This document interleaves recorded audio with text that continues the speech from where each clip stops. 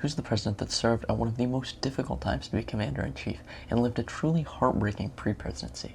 In 1852, 48-year-old from New Hampshire, Franklin Pierce was elected the 14th president of the United States. He was elected with the promise that he would be the one that could finally settle the disputes over slavery between the North and the South.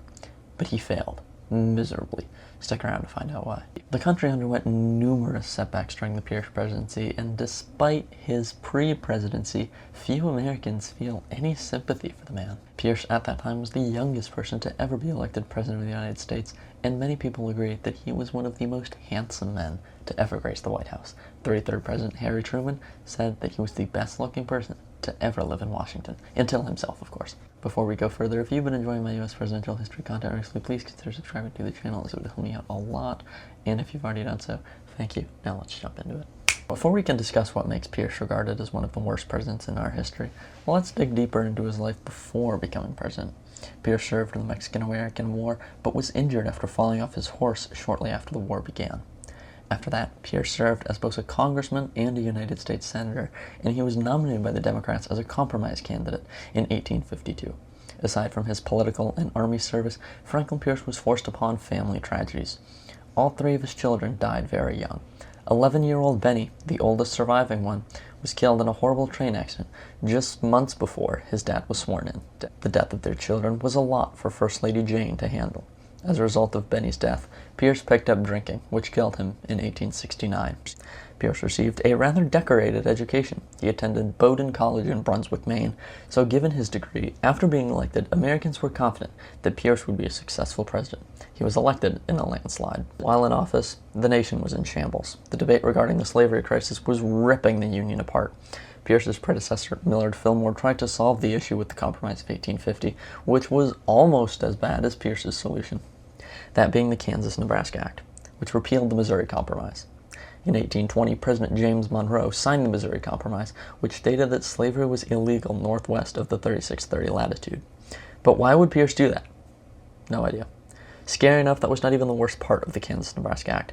It allowed the people of Kansas to decide whether slavery was legal or not, which shouldn't even be a debate because the Missouri Compromise already made it illegal there already.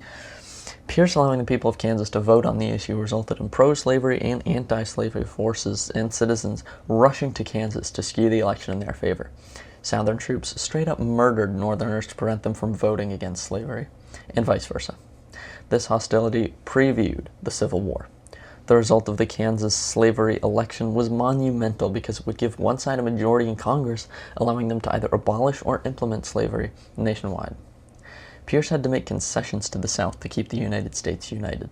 In the first 3 years of Pierce's tumultuous term, he was up for re-election in 1856 and did seek renomination, but was denied by his own party.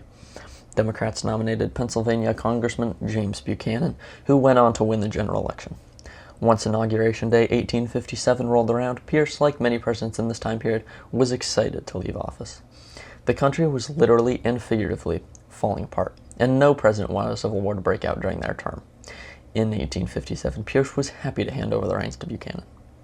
When Abraham Lincoln was assassinated in 1865, every neighborhood in Pierce's hometown of Concord, New Hampshire, mourned his death by displaying American flags in front of their home.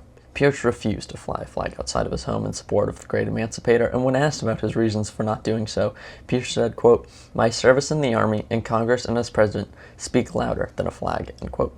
Many Americans agreed with him and accepted his reasoning. As mentioned, Franklin Pierce died in 1869 due to an alcohol addiction. To add to Pierce's tragedy, he died alone.